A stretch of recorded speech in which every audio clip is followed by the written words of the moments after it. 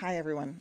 You know, if I listen hard enough, and maybe you can, well, I can almost hear the echoes of many of my Republican colleagues claiming, insisting that if the Supreme Court overturned Roe, they would still never push for a nationwide abortion ban. You can almost hear it.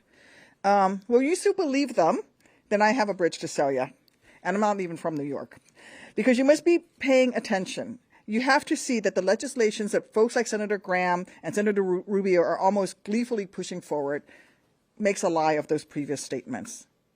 This proposal makes obvious that Republicans never really wanted to leave women's rights to the states like they have long told the American people.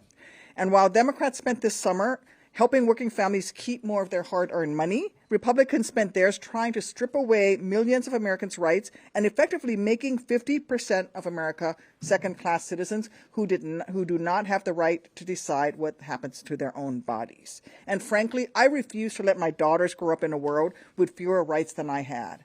And it's not just me. I spent the summer talking to folks all across Illinois. And let me just remind you, Illinois is 6 blue counties and 96 red ones. And all across Illinois, time and again, I talked to mothers and I said, let me explain to you what this abortion ban does. And let me tell you what Illinois is facing with people coming from as far away as Texas in order to come to Illinois to get the health care that they deserve, that they need.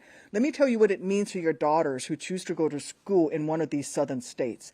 They're not going to have access to their own reproductive health care and decision making. And so it is those women as well who've said, you know what, I've never voted on abortion before.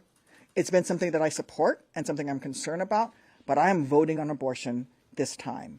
And these are women on both sides of the aisle. In fact, it is often those independent women who have been very supportive of the right to choice, but have never voted on it.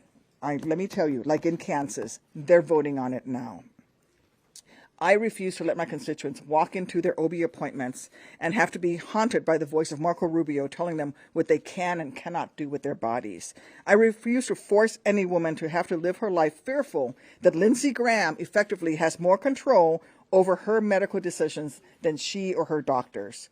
So I'm going to promise you all here today, and I will say it until I no longer have a voice, I'm going to keep doing everything I can in my power to prevent this nationwide ban on basic health care, a ban that explicitly goes against what the vast majority of Americans want from happening.